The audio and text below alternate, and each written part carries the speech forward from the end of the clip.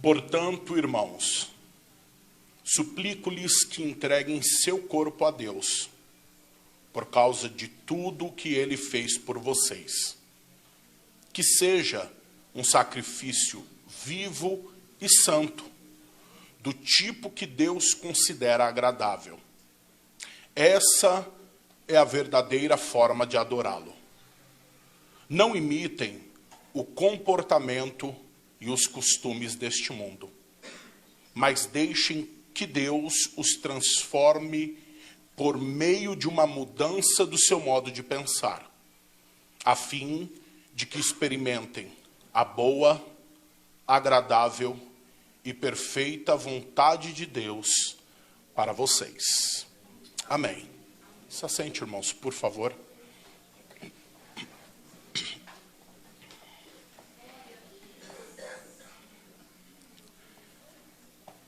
Em face do texto que nós lemos, eu quero falar aos irmãos nesta noite, à luz do seguinte tema: santificação, a resposta cristã à graça de Deus. Santificação é a resposta que cada um de nós, enquanto cristãos, devemos dar ante a graça de Deus revelada a cada um de nós. A carta que Paulo escreve à igreja em Roma é considerada o apogeu da revelação e da teologia cristã. Seu tema central é o Evangelho, e em razão disso, ela é considerada como sendo o Evangelho escrito por Paulo. Nela, o apóstolo expõe a doutrina da cruz e o seu significado. Frederick Godet, ele descreve essa carta como sendo a catedral da fé cristã. Nos primeiros 11 capítulos desta epístola, Paulo, ele apresenta uma exposição do Evangelho e da doutrina da cruz de Cristo. Nestes 11 capítulos, a salvação de Deus, na pessoa de Cristo, ao longo da história, é apresentada a cada um de nós. O capítulo de número 12, por sua vez, trata-se destas verdades sendo aplicadas de modo prático à vida cristã. Contudo, ante a verdade apresentada a nós, nos primeiros 11 capítulos, a respeito de que a salvação é por meio da fé em Cristo, em sua morte na cruz e sua ressurreição, e não em nossa capacidade, mas sim no poder de Deus, como devemos responder a isso? Em outras palavras, sabendo que a salvação é um dom gratuito de Deus, e não uma recompensa das obras, qual deve ser a nossa conduta com base nisso? A resposta a estas perguntas está justamente no capítulo de número 12. E para a nossa reflexão, especificamente nos versículos de número 1 e 2. Aqui, o apóstolo, ele nos apresenta estas verdades de modo prático. John Stott, ele enfatiza que uma das características marcantes do ensino de Paulo é que ele sempre relaciona doutrina e dever, fé e conduta. Consequentemente, assim como em algumas de suas outras cartas, aqui em Romanos 12, ele passa da exposição para a exortação, do evangelho para o discipulado cristão cotidiano. Esse texto que nós lemos, ele descreve o estilo de vida e a conduta dos salvos em Cristo Jesus.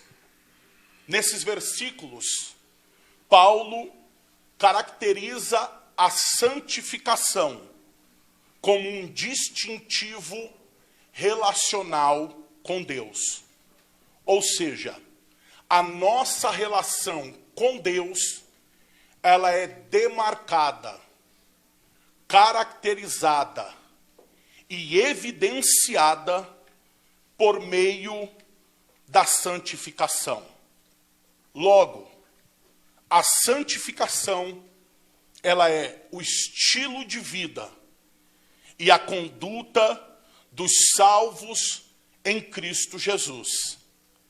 Portanto, a santificação é a resposta que nós devemos dar ante a graça de Deus. A caráter introdutório, aqui nós podemos extrair duas verdades aplicáveis.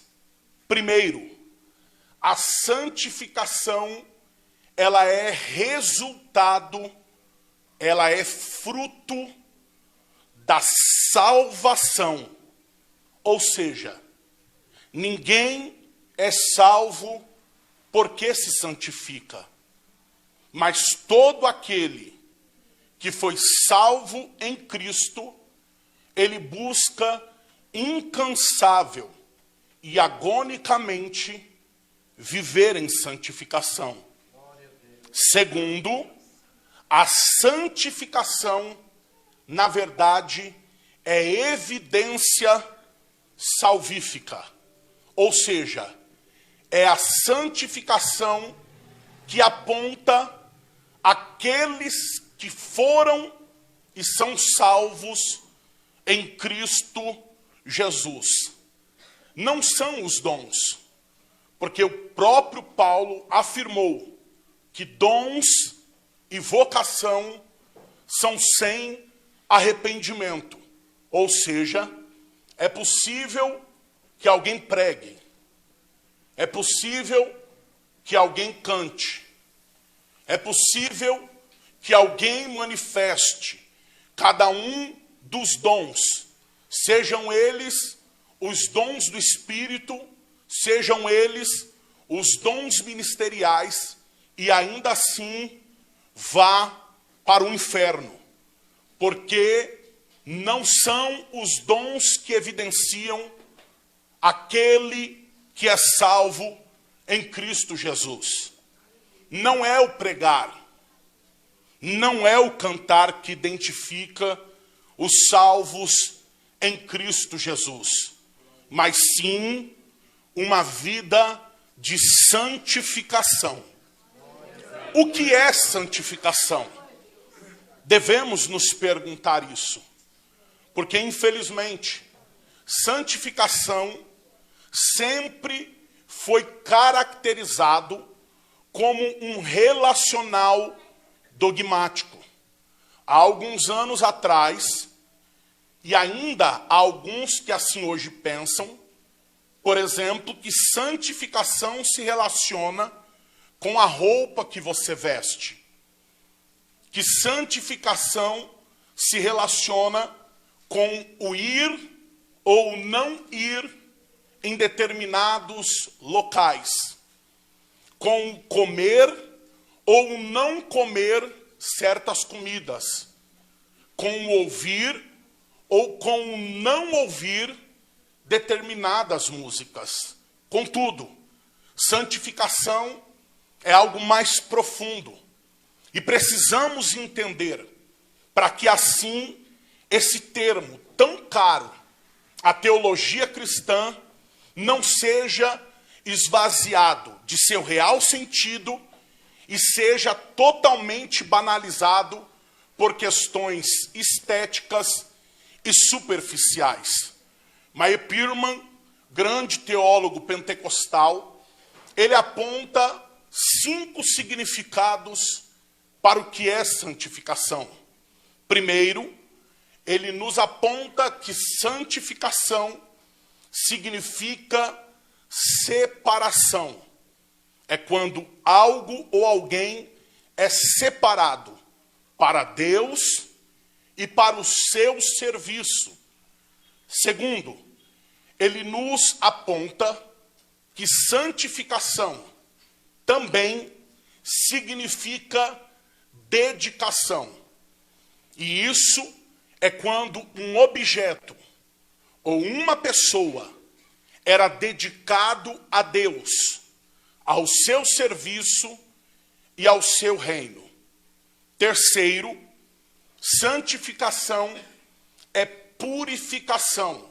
Contudo, diferente das cerimônias ritualísticas do Antigo Testamento, que prezavam por uma purificação externa, o conceito de santificação, na perspectiva cristã, trata-se de uma purificação de dentro para fora, e não de fora para dentro.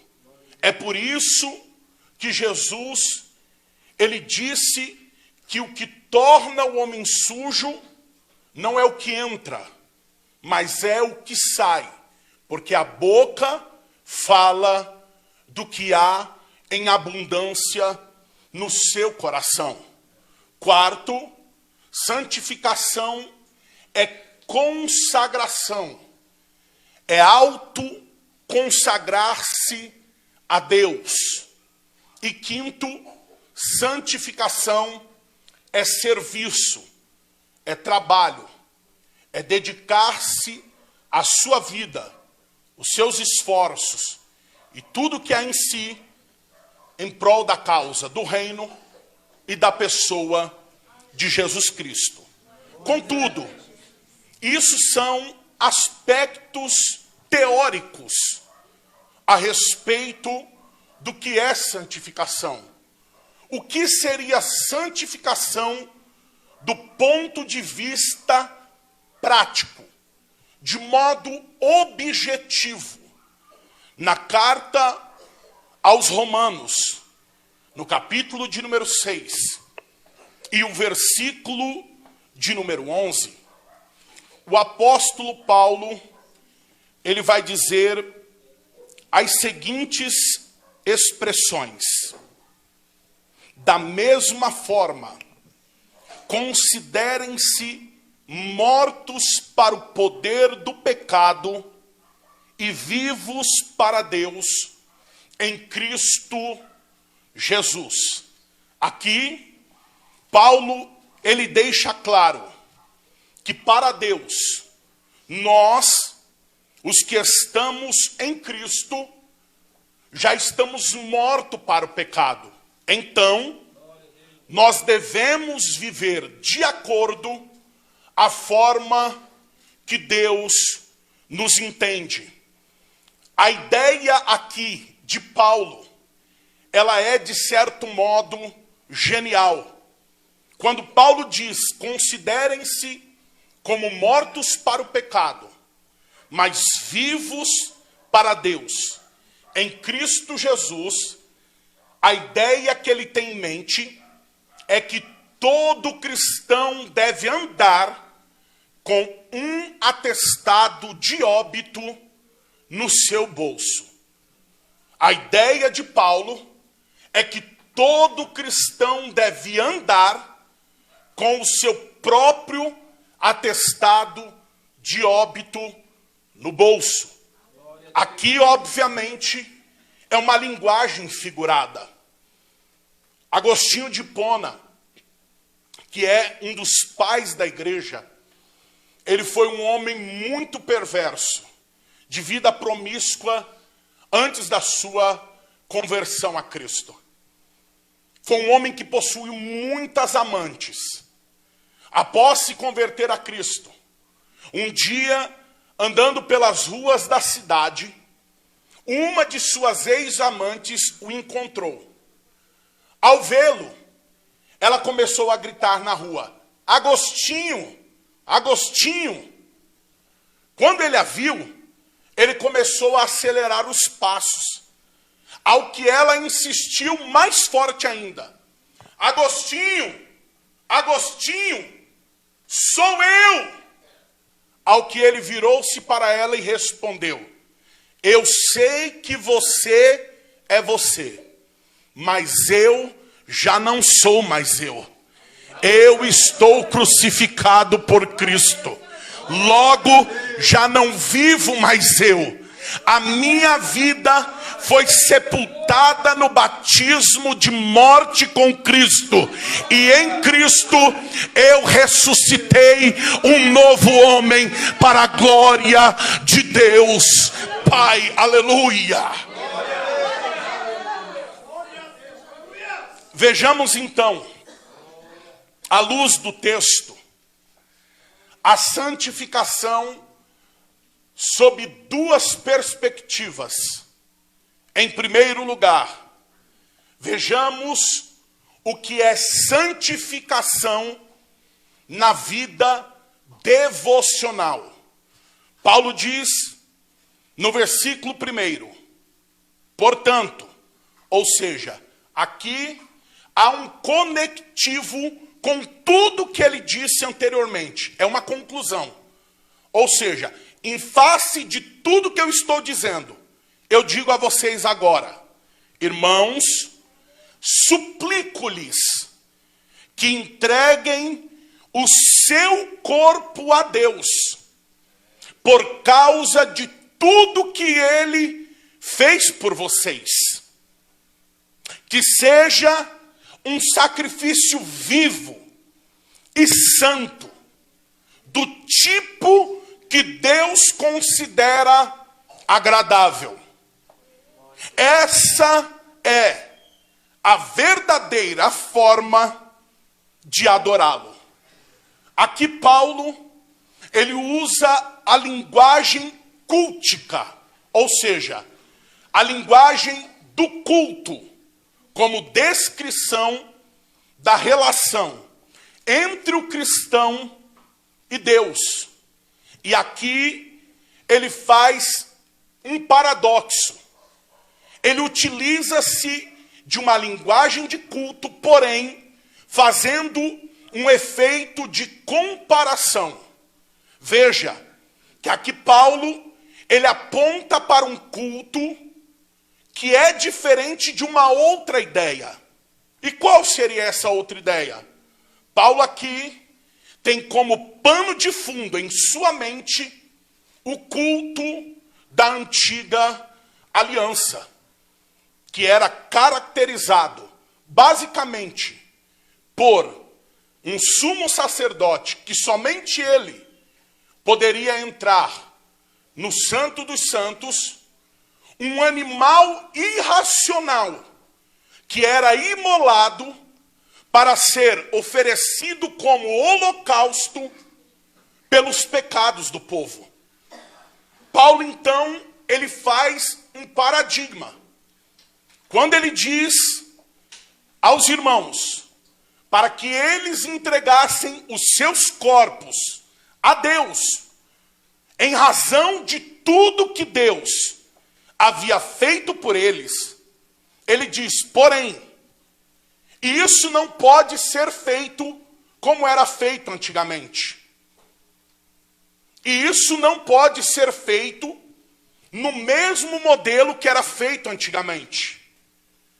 Antigamente era um animal irracional. Então, por isso, eu digo a vocês que o sacrifício de vocês seja racional.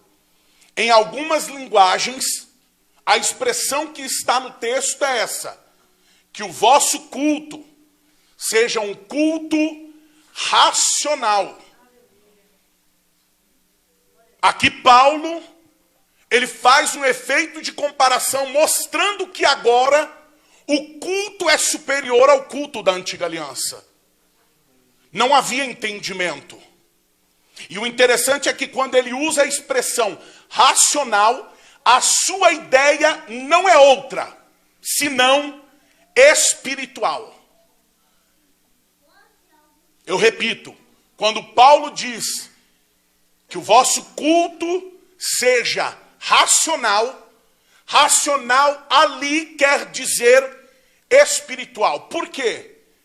Porque no entendimento do evangelho, razão e espírito não são inimigos.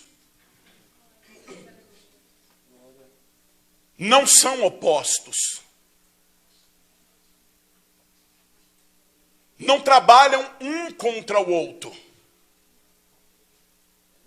Então ele continua dizendo que seja um sacrifício vivo e santo,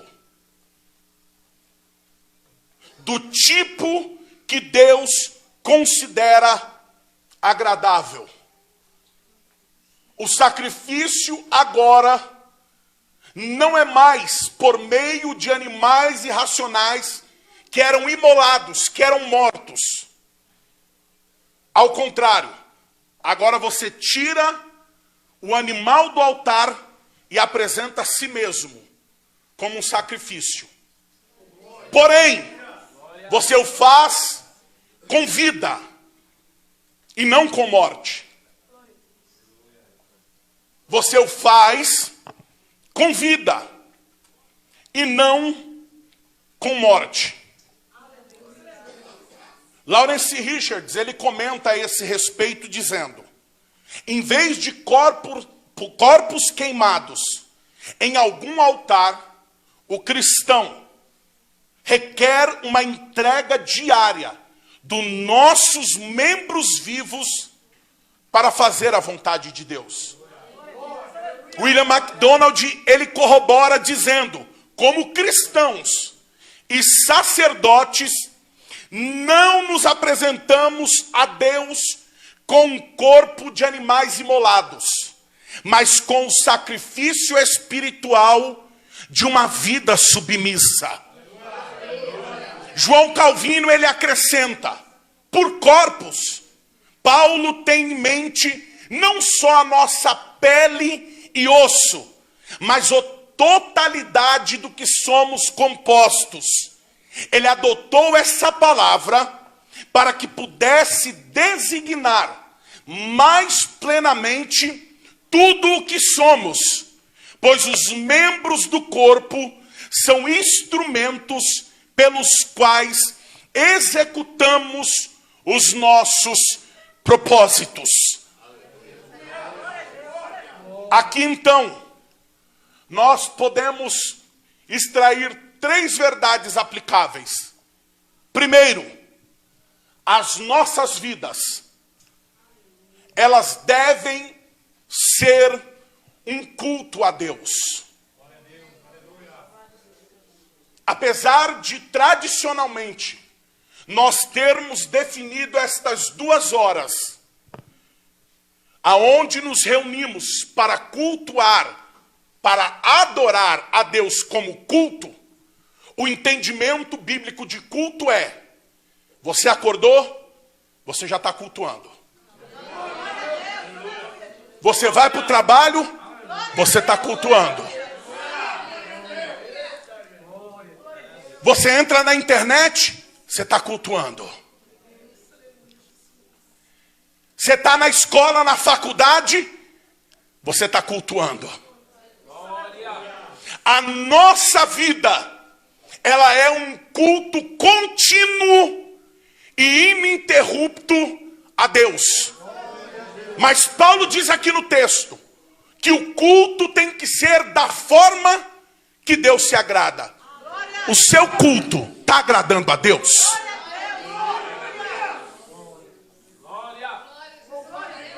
Como é que está o culto, irmão? Como é que está o culto no trabalho, na faculdade? Como é que está o culto quando ninguém está vendo? Como é que está o culto? Como é que está o culto do coração, da mente? Que o pastor, o pregador, o pai, a mãe, a esposa não consegue saber. Como é que está o culto, irmão? Como é que está o culto, irmão? Culto é um conceito sobre a integralidade da vida cristã. Não é apenas 2 horas. Apesar de termos adotado essa definição para a nossa reunião, e não há nada de errado nisso. Mas o conceito bíblico de culto é muito mais profundo. É muito mais além. Culto fala de vida. Culto fala de vida. A segunda verdade é que esse culto, ou seja, a nossa vida, a nossa relação com Deus, deve ser marcado por santificação.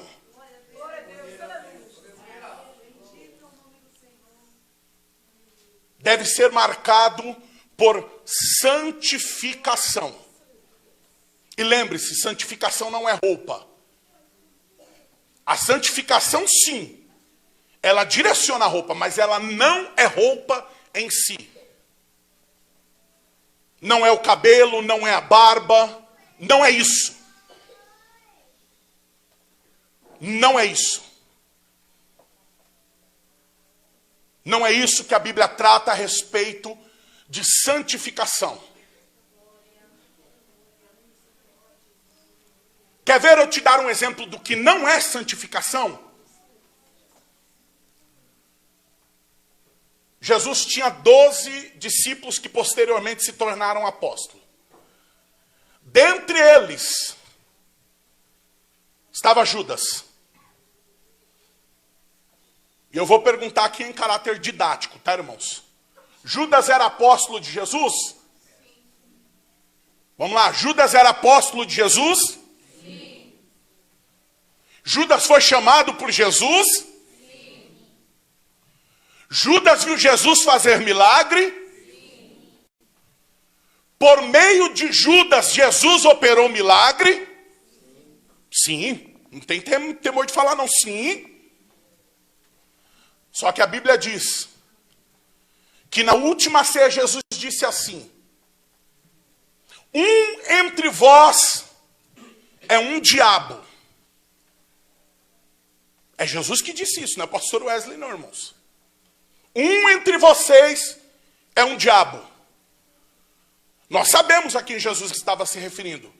Jesus estava se referindo a Judas. Em outras palavras, sabe o que Jesus estava dizendo? Está sentado na mesa. Viu milagre. Operou milagre. Foi chamado. Mas o coração está entregue a Satanás. Vamos contemporalizar. Está pregando. Mas o coração está na mão de Satanás. Está cantando, mas o coração está entregue a Satanás. Profetiza, mas o coração está entregue a Satanás. Santificação não é sinônimo de estética ou vida religiosa. A pessoa pode estar aqui, mas o coração dele pode estar nas mãos de Satanás. Terceira verdade que podemos extrair. Somente destas maneiras que nós acabamos de ver, o nosso culto, ou seja, a nossa vida, a nossa relação com Deus, irá agradar a Deus. Tudo o que fazemos, fazemos com um único propósito: agradar a Deus. Tudo que devemos fazer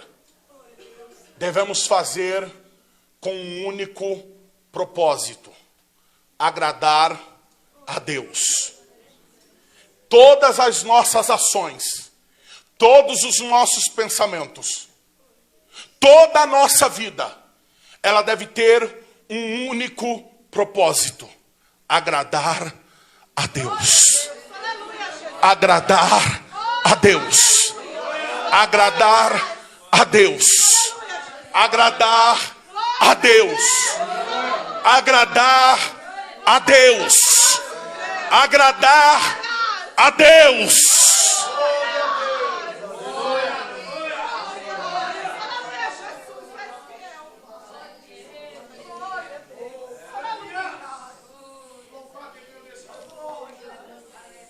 Aleluia.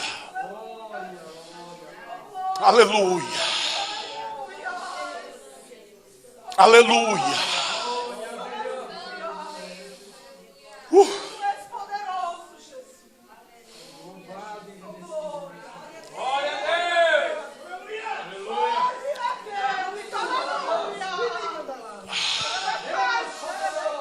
Aleluia. Aleluia. Aleluia, Jesus, bendito seja o teu santo nome.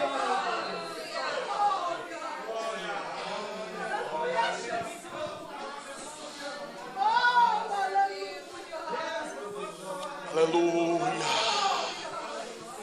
Wilandi tiando curtiai demonias.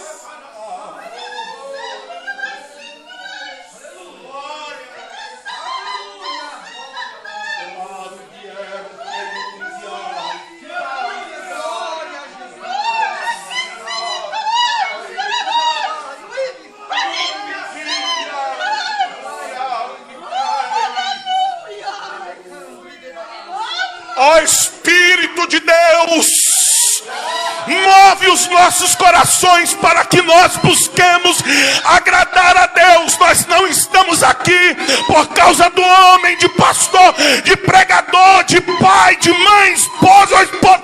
Nós queremos agradar somente a Deus.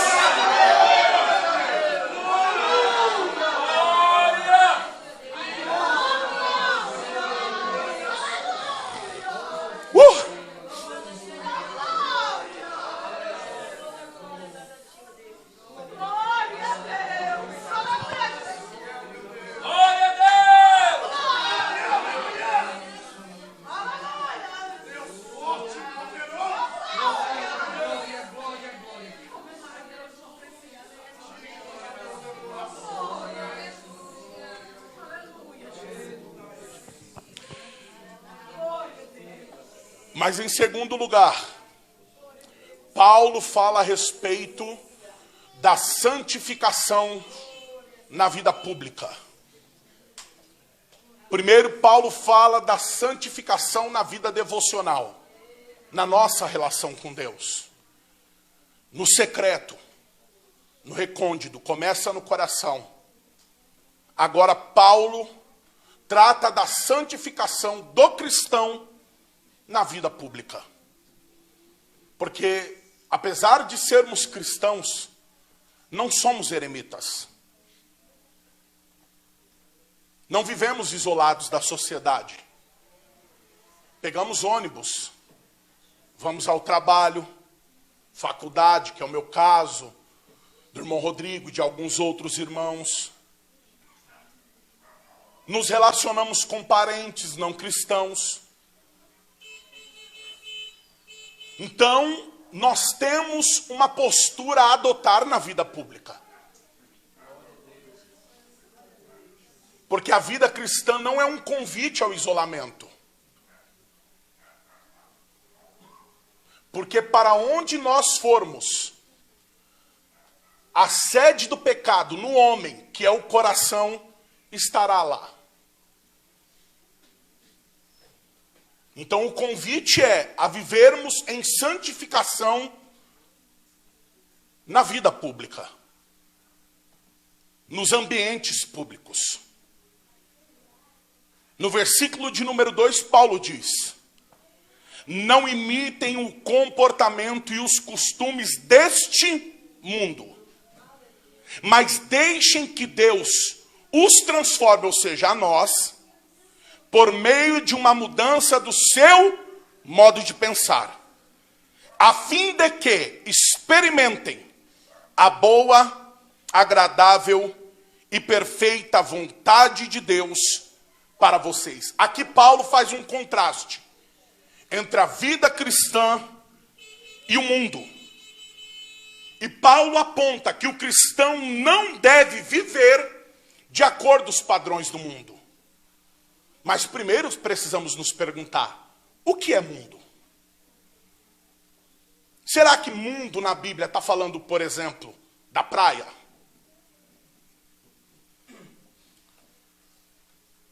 Será que mundo na Bíblia, por exemplo, está falando de um parque aquático, de um parque de diversão, de um cinema? Lembre-se, a Bíblia sempre trata as questões de mundo de modo muito mais profundo. E nós precisamos olhar abaixo da superfície. Mundo na Bíblia tem várias conotações. Mas as principais, mundo, refere-se à criação de Deus como um todo. Então, ao demonizarmos o mundo, precisamos tomar cuidado.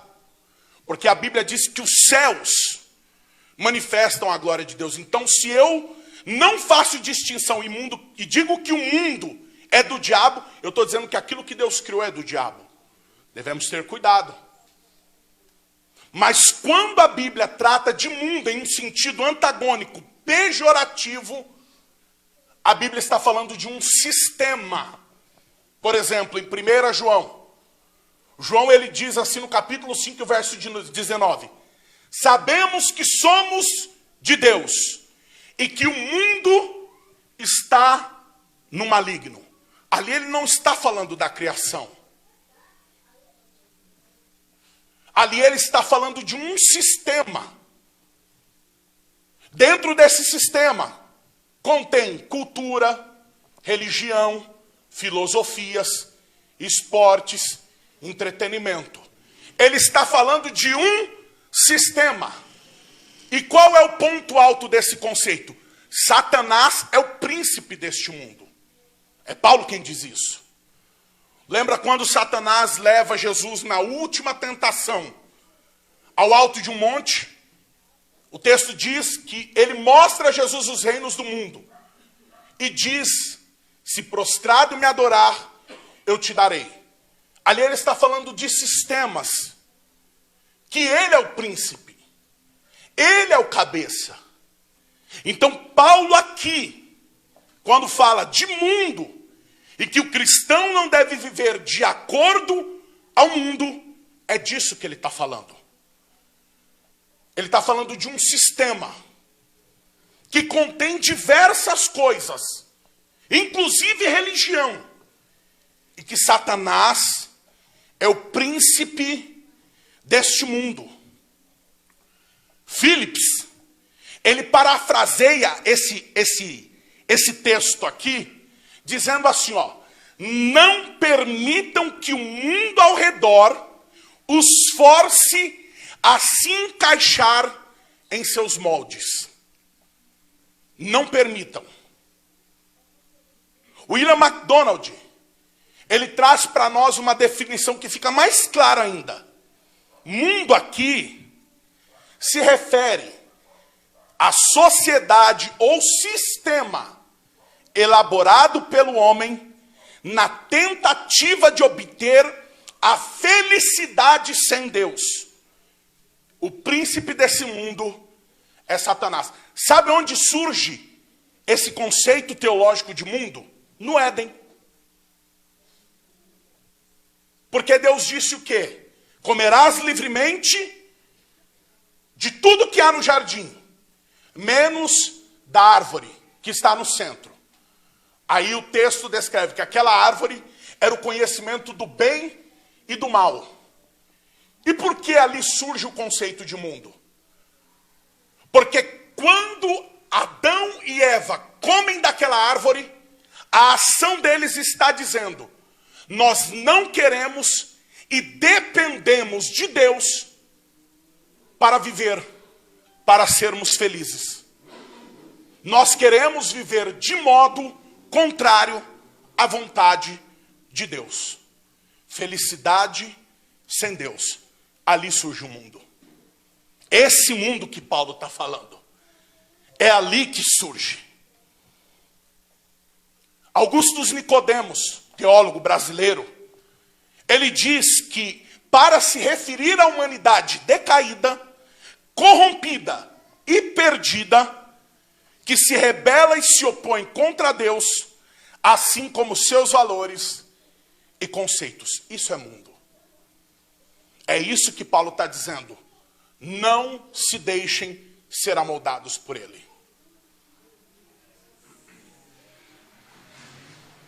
E o mais chocante, é totalmente possível ser membro de uma igreja e ainda assim ser mundano. É totalmente possível ser membro de uma igreja e ser mundano.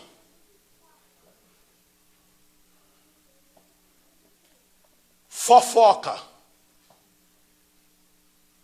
é uma conduta prescrita nas escrituras como o cristão deve viver?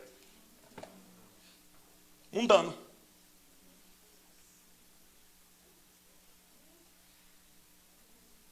Ira, ódio, inveja.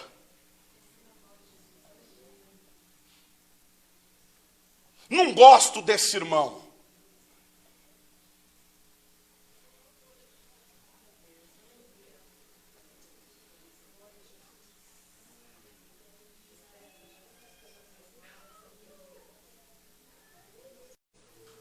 Totalmente possível viver dentro da ser mundano.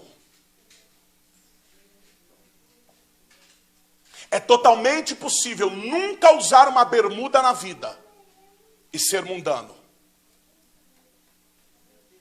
Porque eu não uso uma bermuda, mas em contrapartida eu vejo alguém de bermuda, vai para o inferno, filho do diabo.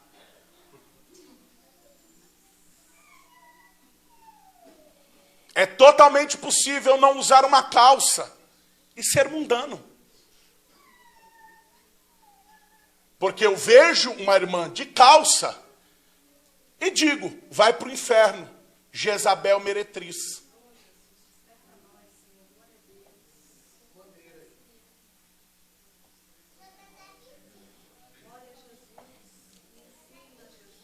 Podemos aqui extrair, primeiro, a santificação, ela é a diretriz comportamental do cristão. Não vivemos segundo o mundo, segundo os preceitos do mundo, segundo as diretrizes do mundo. Vivemos segundo a vontade de Deus. Segundo, a santificação é a ferramenta divina que transforma o nosso modo de pensar. É ela que muda a nossa forma de pensar, a nossa forma de enxergar a vida. Terceiro, a santificação, ela é a boa, agradável e perfeita vontade de Deus para a minha e para a sua vida. Deus, qual é a vontade do Senhor para a minha vida? Vive em santificação.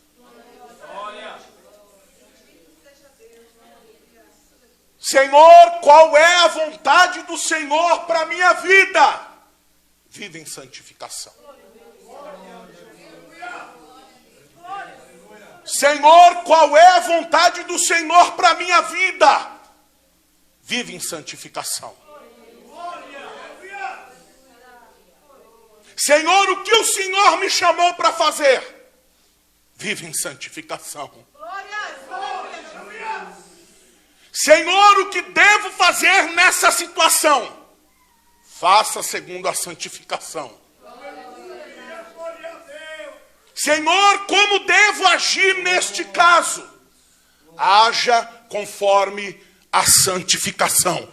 Essa é a boa, perfeita e agradável vontade de Deus para a minha e para a sua vida.